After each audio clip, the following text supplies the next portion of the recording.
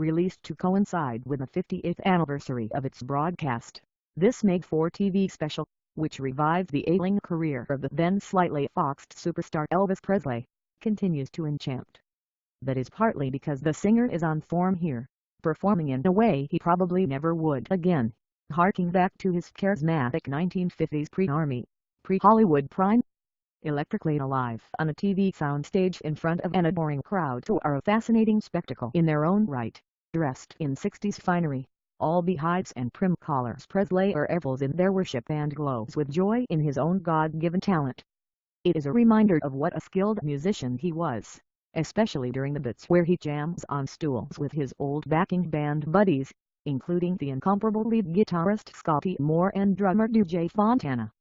The singer manages to make a medley of some of his biggest hits, including Love Me Tender, Jailhouse Rock, Hound Dog and Lottie, Miss Clardy, sound newly minted.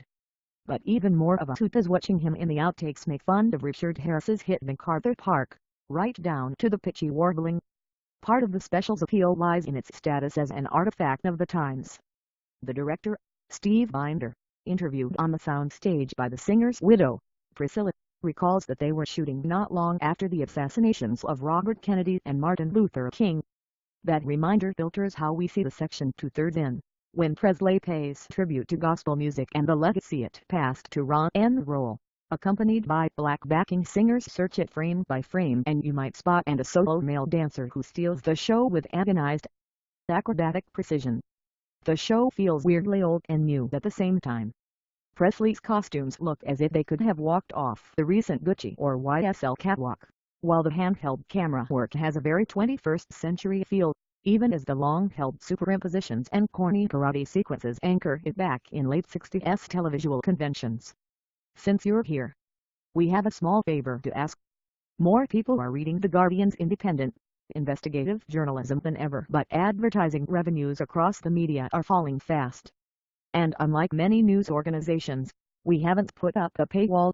We want to keep our journalism as open as we can. So you can see why we need to ask for your help.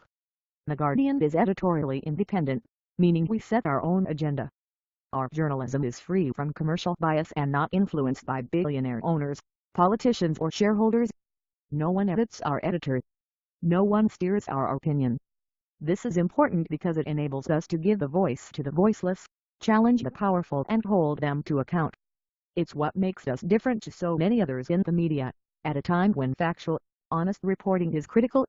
The Guardian's investigative journalism uncovers unethical behavior and social injustice, and has brought vital stories to public attention, from Cambridge Analytica, to the Windrush scandal to the Paradise Papers.